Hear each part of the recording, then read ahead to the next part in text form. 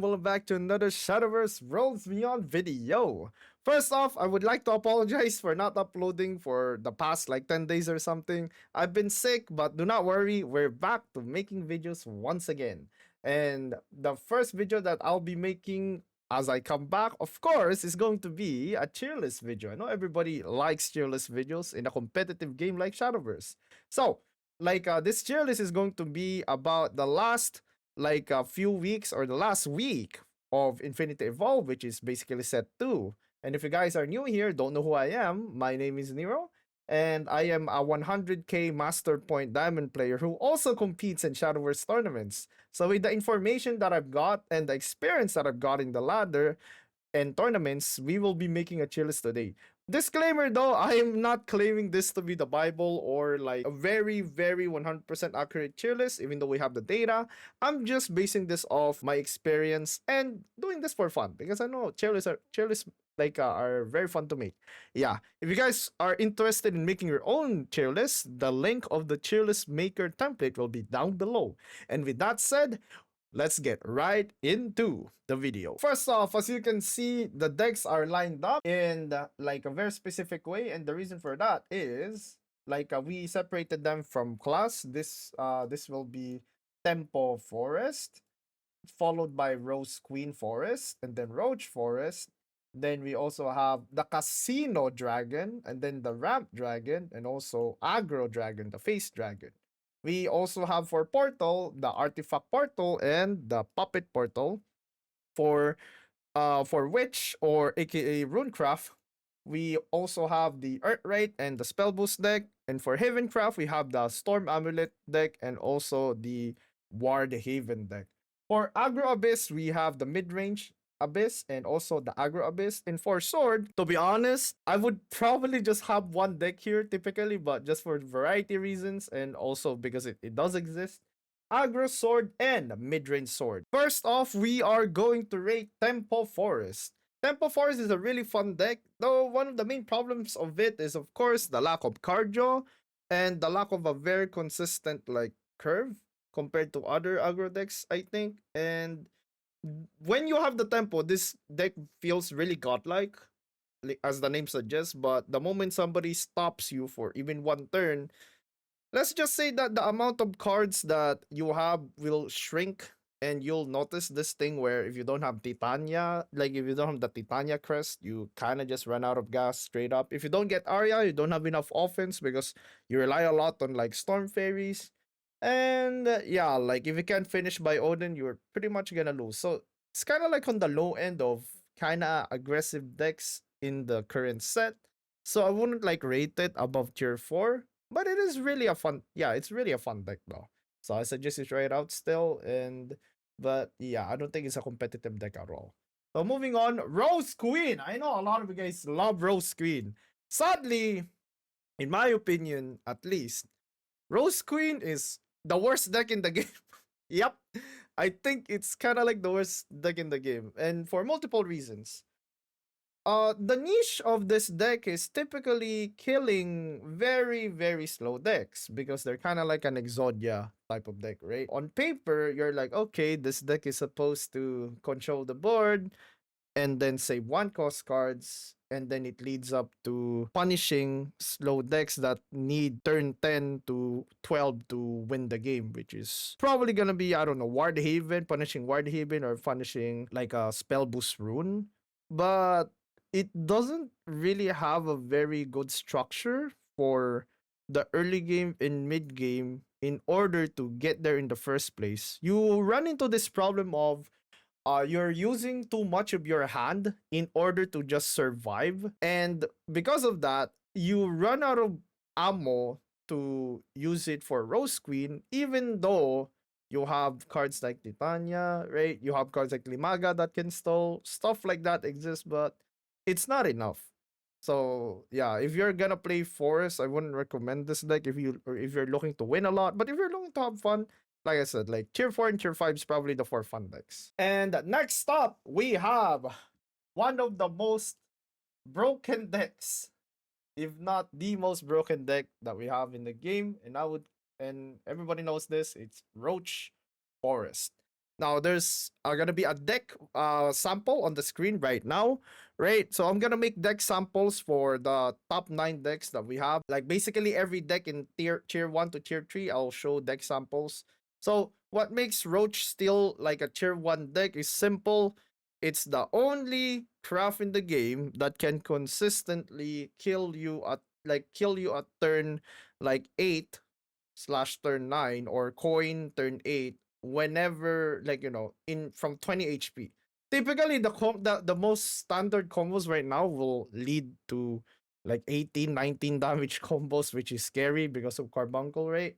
And with one more card or like a few lambents, or like one lambent plus one lambent plus like a fairy that sticks, suddenly you have a 20 damage combo. So yeah, there's not a single deck that can do that early into the game. Of course, it's one of those decks that loses to itself when they don't get the cards, just like any other deck. But like similar to Rune, like Forest also draws most of its deck very early on because they have a lot of draw cards. They have cards like Glade that literally clear the board, 9 damage AoE, draw 2 cards, and have a 5/5. They have really low cost like a removal, like Lily and May and Ambush, like all of that's really low cost. So yeah, it's basically just a busted deck. So yeah, I think everybody will know that by now. So yeah, I think this deck will be tier 1 until like set 5 or something. That's just my prediction. There's probably gonna be more counters to it, like Ward Haven in the future. There's gonna be probably more counters of Force directly in that regard, but right now it's just way too strong.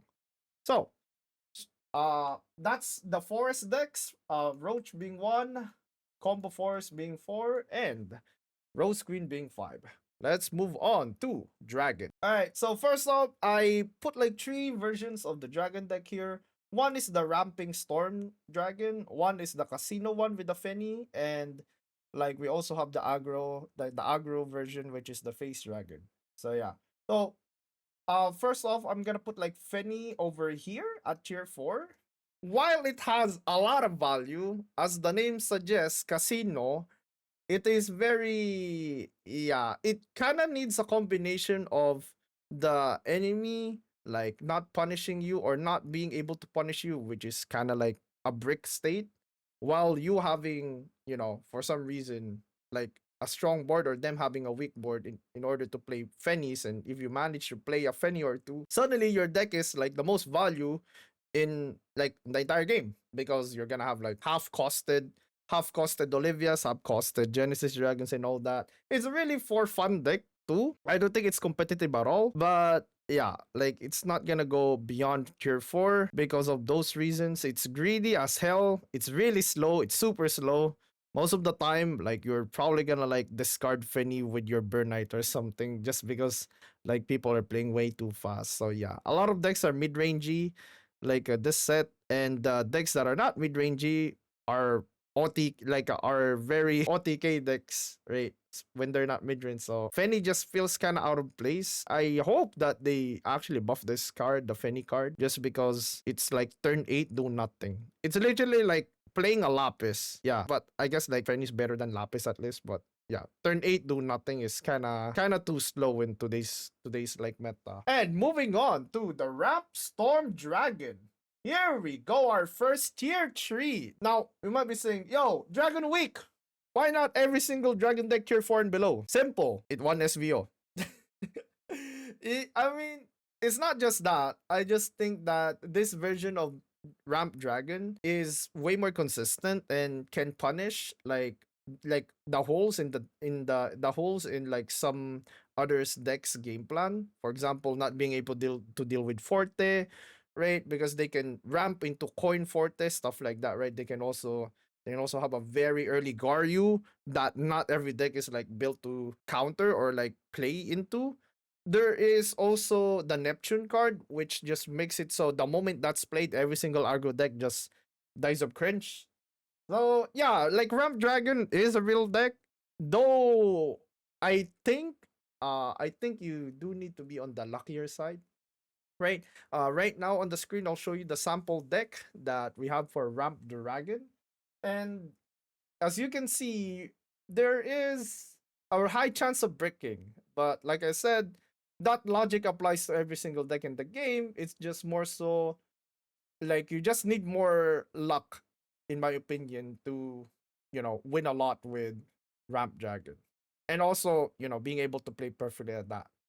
So yeah, it's a hard deck in the sense that it's difficult because it's like inferior, I think, to the other competitive decks. But you definitely can still win with it. With that said, let's go with the final deck in the Dragon class, which is gonna be Face Dragon. Now, Face Dragon, the reason why I put it at tier 4 is very simple. It's a decent deck.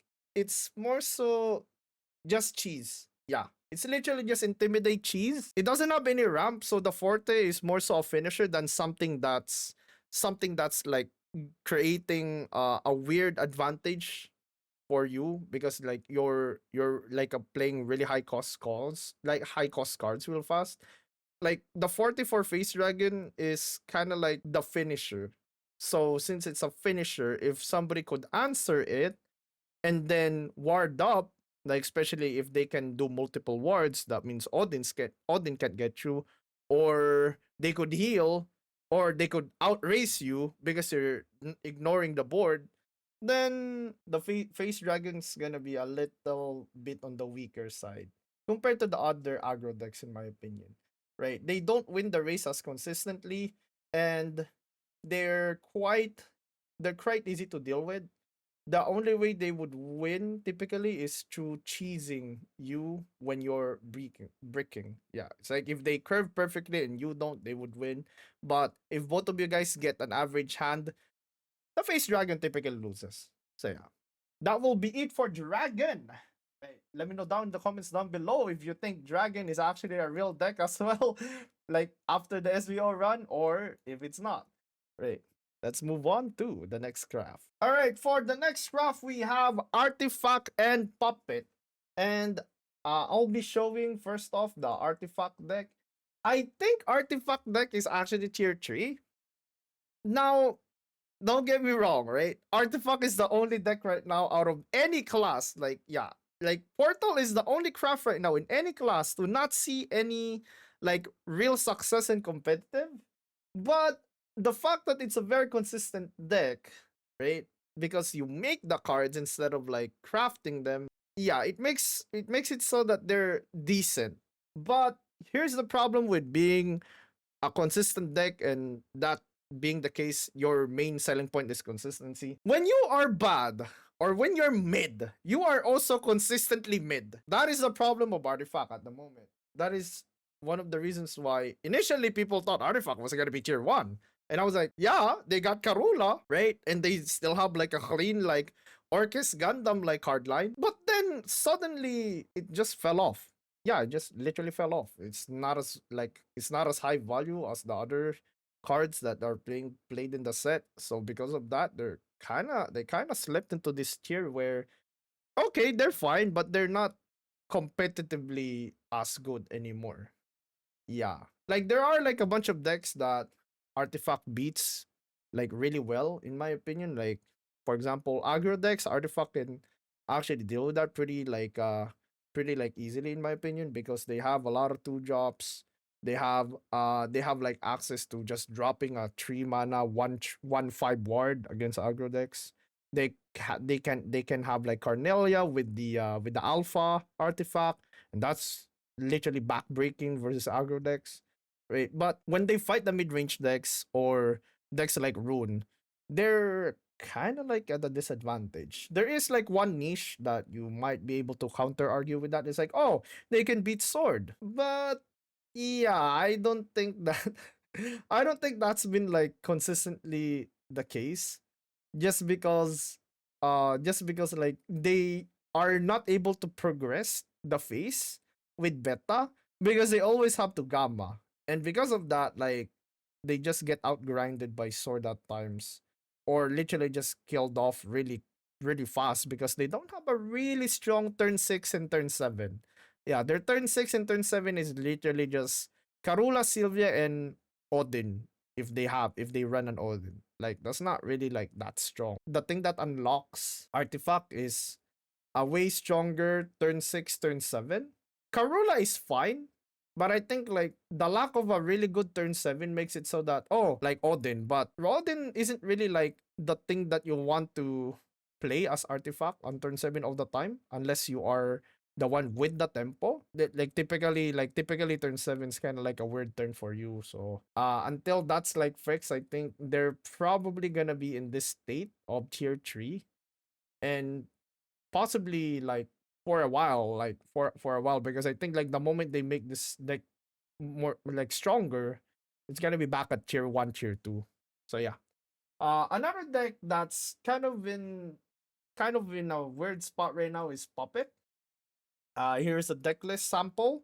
Right, do note the decks that I'm showing. Once again, these are just samples. These are not like, the actual decks. You can like mix and match what you prefer, or like if you want to choose your favorite pro players deck, yada yada. So yeah, Puppet Portal. Puppet Portal has a really really good niche on one thing. Okay, they literally destroy aggro decks. Most aggro decks are dominate the board early, right? Like aggro Abyss, aggro Sword, aggro Dragon. What Puppet does really well though is control the board with puppets. You have like your puppet shield, you have 2 mana 2/2, 4 mana 5/5, 3 mana 3/3. So the stats are really strong. The stats are really strong for you in the early game. You have really high value cards in the early game. You have cardio, you have heal, you have removal without using evolves. So you're like, yo, that seems pretty good. But why does this deck seem like they're not as strong? It's very simple. They can't initiate offense. Yeah, that's it. They can't initiate offense without evolving. They don't really apply damage to the face unless they're doing Orcus turns or Liam turns, right? Since that's the issue with them, they are put into the spot where, yo, if I play a long game and they get to survive the initial burst, I can't win. If I try to rush the game, I don't have early like as good of a early game poke, because you can control the board in the sense of they can't apply offense to you, but they don't have storm cards. Yeah, they don't have storm cards in the early game that allows them to poke the face in order to make it so the Odin Orcus Liam cards will finish off the game.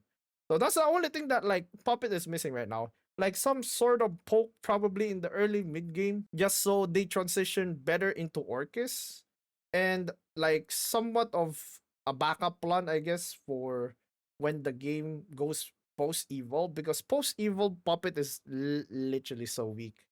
Yeah, they're literally just probably gonna delay until the next Orcus like top deck and get outvalued anyway. So yeah. Tier 3 Puppet, like really good matchups are aggro and also decks like Ward Haven because they have access to Bane. Alright, and that would be the Portal decks. Next up, we have one of the most hated classes in the game at the moment, Runecraft. Alright, so let's dive into Runecraft, shall we? So first off, it's like the good and the evil type of decks, yeah? We have the Earthright. Okay, Earthright has a very specific niche. It kind of feels like Puppet in a way. Alright, let me explain. It kind of feels like Puppet because this deck has a lot of early game value, has a lot of wards, has removal. It's kind of like a tempo deck. But here's the problem with Earthright compared to other decks, right? Like Earthright doesn't really initiate offense. It's very honest. Yeah, it's very honest in the way it initiates offense. Is like they would put up a big board, and if you can't deal with it, then they get to hit face. And then in the late game, right, they have Kuon as a finisher. That's it. Like Linland team doesn't have Storm, right? Like Odin, like the only storms they have are Kuon and Odin. So Kuon turn 10 on a deck like this and Odin 7 being the only forms of offense kind of reminds me of Puppet a lot, because they would like clear the board. They would outvalue you with stats in a way just to, carry on tempo. Maybe get a little chip damage here and there. If they don't get to answer an Aningrea or a Juno curve, they will die to a Kuon 7 or Kuon 10, or like just literally be put in a spot where they can't kill Leyland team, then Leyland team just like chomps them bit by bit. That's the thing with Earth Rate, and that game plan isn't really as strong in this current set. Yeah, that game plan literally gets destroyed by a lot of good cards. For example, like Serbi, you have like Gildaria, right? You like Ward Haven, like removals as well. Like Spell Boost has a lot of removal. Like, yeah, Earthright is not in a good spot in terms of competitive, but it's one of my favorite decks because it has my favorite card, which is Juno. Which for some reason I keep mentioning over and over whenever I make a tier list. Juno, best girl. Alright, let's move on to the evil side. And we have our second tier 1 deck in this video, and that is Spellboost Rune. Do I need to talk about how stupid this deck is? In my opinion, this deck would have been fair if Kuon was the only way to do an OTK. Because there's like a really good counterplay to it, which is putting up 2 wards. Or having a ward that is higher than 6 HP. That way, Kuon cannot clear the ward and then have the Shikigami like hit your face. Right? Assuming they don't play 3 calls into the ward, like said ward, and then like, you know, hit you in the face anyway, but you get what I mean, right? Like the Kuon Dimension Climb coin flip with Callings, I think is a much healthier experience to fight against like a late game deck like Rune, like a Spell Boost Rune, compared to the one that we have right now where it also has Kokitos, where it can do it can literally just win the game by default by drawing Astaroth, or you know, coining out the Ghost Rider, right? The Ghost Rider, and then destroying both of your taunts with the 5 mana card that deals 6 to your face and 6 to 2 units that are targetable, and then you do 16 damage without an evolve. That's kind of, yeah, that's kind of like disgusting in my opinion. It's really unfun. Though, of course, just like any other deck, it can brick. But since it draws like their entire deck every game, if they draw their entire deck every game, it doesn't really like, you know, doesn't really help the cause of, yo, the thing that it gets beat by itself too, similar to Roach, because yada yada yada. Yeah. But yeah, don't get me wrong, there are weaker card sequences that you can get with a Spell Boost Rune, but it's still within the categories, I think, of being really, really strong. The funny part about this is, as the set grows older, as the time goes by, they're starting to remove Williams bit by bit, the Chaos bit by bit. So apparently they don't even need it that much, which is weird. Busted deck, in my opinion, alongside like Forest. As long as Declimb exists in this game, I think, at the current state, until set 5, I'm pretty sure Declimb is gonna be one of the best cards in the game, just like how Roach is one of the best cards in the game for the foreseeable future. That would be the Rune decks. And next up, we have the Heaven decks. Ayo, very spicy. Alright, so Heaven, we have Storm Amulet and we have Ward Haven. So for Storm Amulet, I think they're also in the tier 4 category. Now, like what's like what's about like Amulet Storm Haven that's kind of cool? What's cool about them is they have really fun effects. They can buy. They are really really strong against decks that play 1 unit at a time. The issue with them is they are understated, and they are very very like picky about their activate about the things that activate their effects. For example, the 3 mana card for Haven requires 2 amulets, and also Agnes requires 2 amulets. So sometimes you don't get 2 amulets and suddenly you're like, okay, what do I do now? Do I just lose the game? Right. And then you also have the issue here where they are easily like fended off if they can survive the burst or they can stop the burst. Odin also exists in the game, so Lapis is not a real card all of a sudden. Right. Lapis is unplayable. The birds can also be banished, like with Odin, if you don't have a board. So you have to make a board in order for them to not just like Odin your birds. There's a lot of issues with Amulet Storm. Also, the main problem I have with Amulet Storm is you play 1 card at a time. The way the cards are, like the way the cards cost play points is is in a way where you don't get to play 2 cards at a time.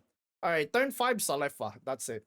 Right. The 6 mana like board clear 3 damage, right? The Featherfall, yeah. The Featherfall 6 mana. That's it. That's your turn. 6 mana Cup, yep, that's your turn. 7 mana Odin, all right, that's your turn. Agnes turn 5, yep, that's your turn. You don't really have other like cards to play after you played 1 card. There you don't have enough play points. So it's like a 1 mana craft. It's like like a 1 card craft per turn. And because of that, I think it falls off a cliff come like a super evolved phase. Yeah. If you're not ending the game super evolving, like hitting the face with an Agnes or an Odin, you're probably on the losing side of this. Yeah. So that's the reason why I put it on tier 4. I think it's still a fun deck, but that's where it is in my opinion. All right. So next up we have Wardhaven, and because it's in the it's within the tier 1, tier 2, tier 3, we will be having a sample deck on screen. Here is a sample deck, right?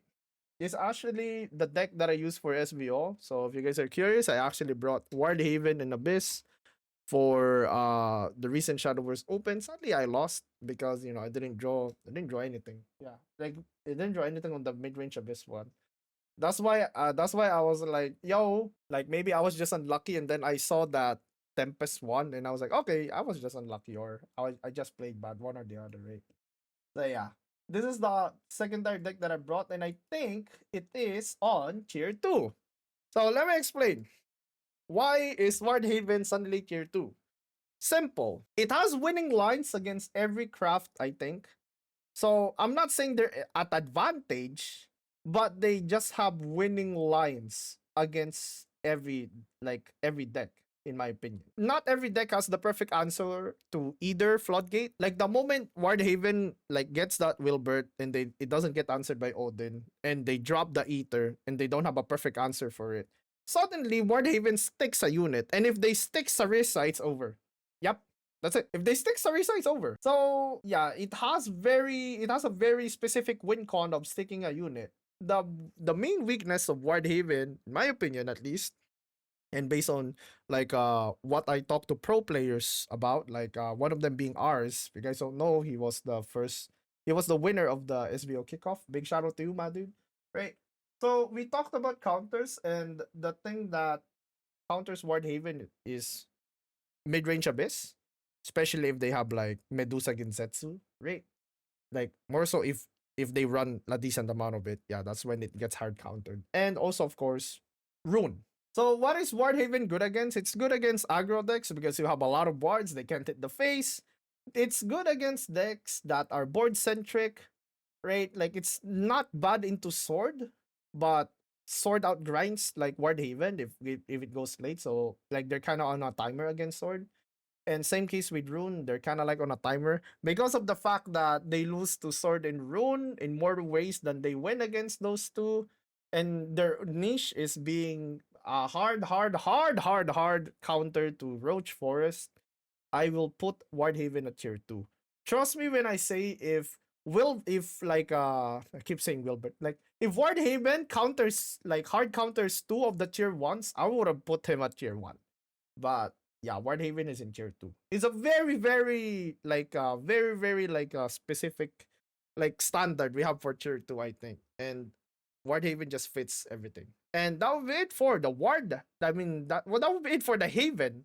Like craft, and we have 2 crafts to cover. So don't go away, and we'll continue to Abyss. My favorite craft so far. Alright, so we have Abyss now. The first off, alright.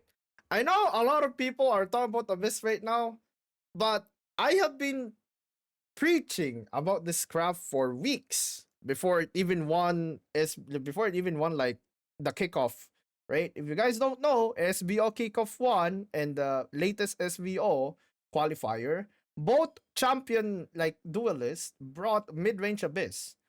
And the reason why it's simple. Mid-range Abyss can beat every single deck in the game. And you'll be like, whoa! But how come you didn't? How come you didn't win then? It's a tier one deck. Oh, like you can't beat Rune with it. Yeah, yada yada yada. All right. Here's the issue with mid-range Abyss. I think it's a tier one deck, but it has one weakness that the other decks don't have. Draw. Forest draws more than half of their deck, or like half of their deck every game. Rune literally draws the entire deck every game. Sword has a million ways to draw cards, right? Like they can draw with Rosie, they can draw with Olivia, they can draw with Amelia. They have a lot of draw. You know what doesn't have a lot of draw? Abyss. Like as you can see on the screen right now, the deck list doesn't have a way of drawing cards outside of Olivia. That is a big problem, right? And you're like, okay, if they have inconsistent draw, then why is it tier one? Simple. Because if it does get the right cards and it counters the tempo plays of the different decks, no matter what deck it is, they will just win. They will just win. Argavi, Serbi.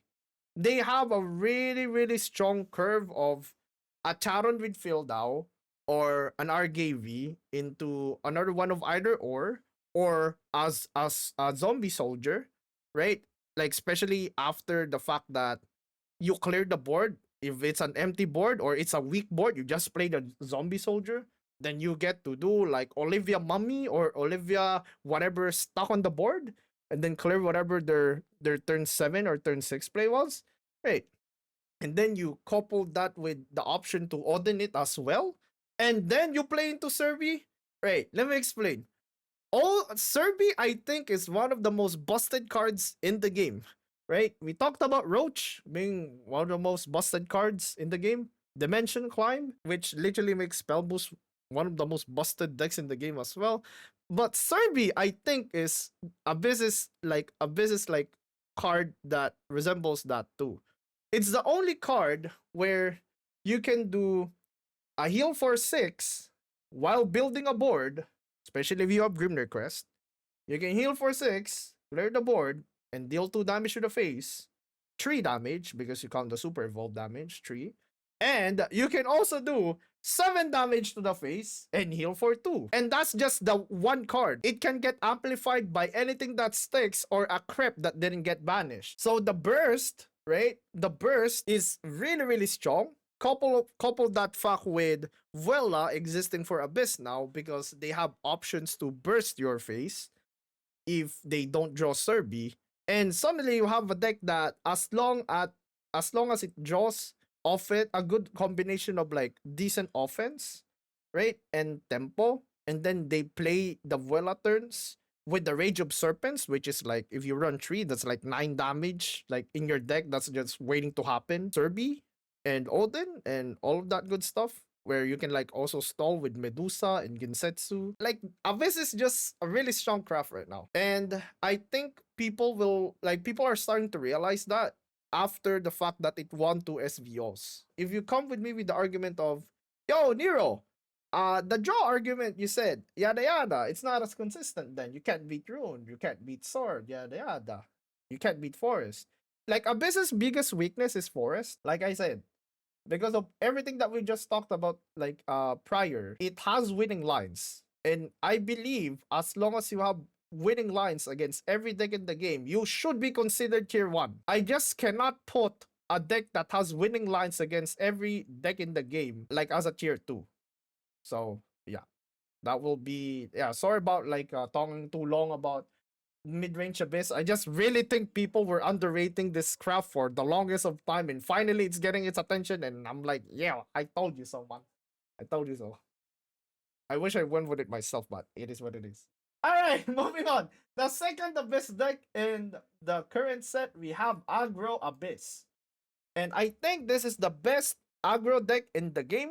And I mean, I guess Roach is an aggro deck in a way because it kills at turn 7, turn 8. But like, I guess like if we're talking about the standard type of aggro, Aggro Abyss is the best deck for that. And let me explain why real quick. It can attack wide. It has like multiple turn 1 plays. It has the strongest turn 2 with a 2 mana 3/3 right? I guess if you don't count Prim, yeah, if you don't count coin Prim, right? Beryl is the strongest like turn 2 card straight up in terms of just like, bam, deal with it. You get me? If they don't have an answer, 3 damage to the face, right? And one of the most important things is being able to heal.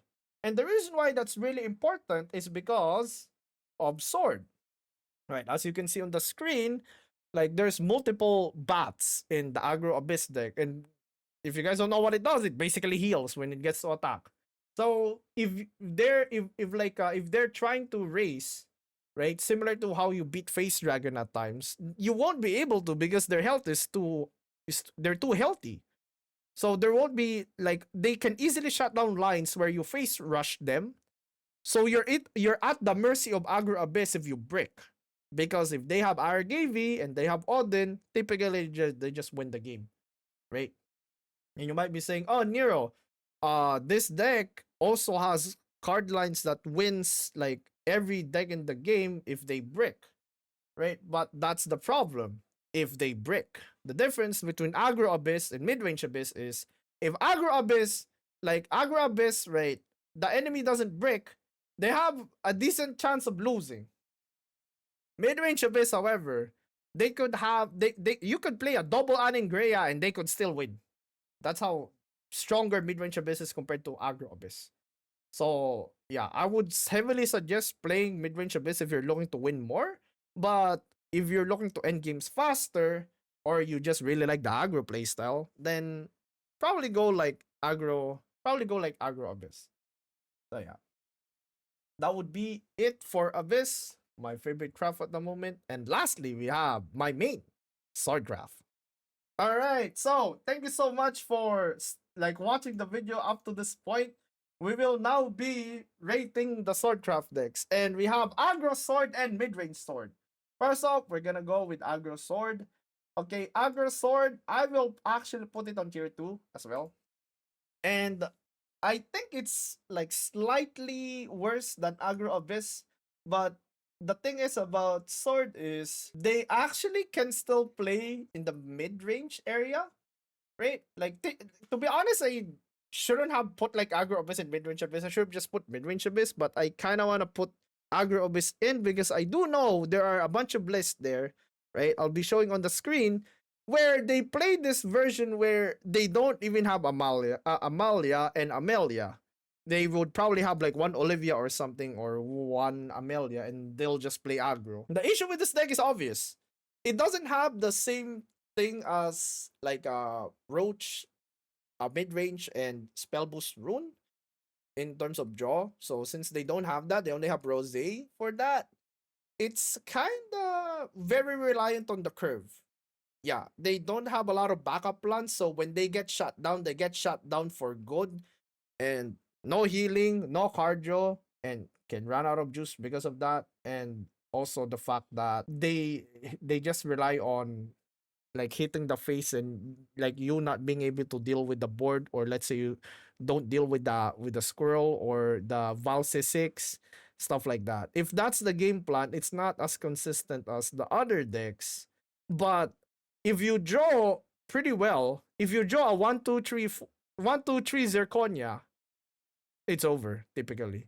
Yeah, you typically win the game, right? Unless you are a craft that can wipe boards and heal, or you are a craft that can shut down like entry to the face, like Warhaven, or you can heal out of it, right? So the reason why it's tier 2 to me is because I think that every single craft in the tier 2 and tier 1 can deal with aggro sword in a much more consistent way. I do think it has an advantage over maybe Rune because it has the coach woman, right? The coach woman and the quick blader opener. If they have empty turns, it's typically GG with Zirconia. And I think it loses to Agro Abyss because Agro Abyss can outrace them because they can heal, right? And RGB can just clear the board while pinging the face. So that's another good thing. The bat is the big thing there. Ward Haven, they wall them off and then suddenly they can't do much, right? Because they can't Odin through it. Sword, like aggro sword is actually kinda very honest with the way it approaches the game. The numbers are really good, but you know when it's coming and you know how it's coming. But I think it's I think it's just a better version of Face Dragon without the intimidate cheese, of course. And yeah, like that's how I'll rate like aggro sword, right?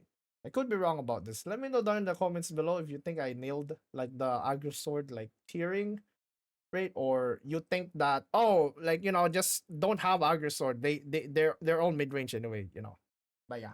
And with the last deck that will be rating, you all know already where this is gonna go. Mid range sword is a tier 1 deck as well. Wow. All right, mid range sword, infinite board value, infinite drawing, infinite super evolve, infinite everything. Right? It's a deck that has a 50-50 like matchup versus like every deck in the tier 1 in my opinion. Yeah. And yeah, I think it's slightly disadvantage versus Forest, but against Rune and against mid-range Abyss, holy, it's 50-50. Like it can beat every deck in the game as well. So yeah, it has the characteristics of like being able to draw and having the value.